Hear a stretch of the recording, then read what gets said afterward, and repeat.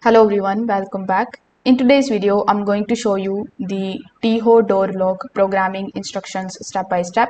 So whether you want to add a new pin code or you want to change the master code or you want to fix the keypad access problem, this quick step guide is going to help you program the lock properly. So first of all, you need to start by waking up the keypad on the TEEHO door lock.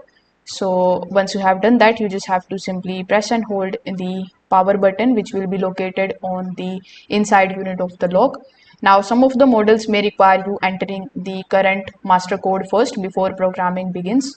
So the keypad now should light up or beep once in order to confirm the programming mode. Now to change the master code, what you need to do is you need to simply press the program button. So the program button will be available over here. So when you remove this particular cover, inside it you will find the program button. So when you press the program button, you need to start entering a new master pin. Afterwards, you just have to simply press hash key in order to save, then choose a secure code that's easy to remember but difficult for others to guess. Now to create the normal unlock pin, you need to enter the programming mode. Then you just have to simply press the number assigned for adding user codes. After that, you need to add the new pin code and then you need to press hash again in order to confirm.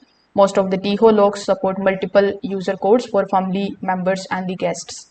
So before finishing the setup, make sure that you test the new pin code, make sure that you lock or unlock the responses, and the keypad is also lighting, so you need to make sure of it. So if this video helped you out, make sure that you like this video and subscribe to the channel. Thanks for watching.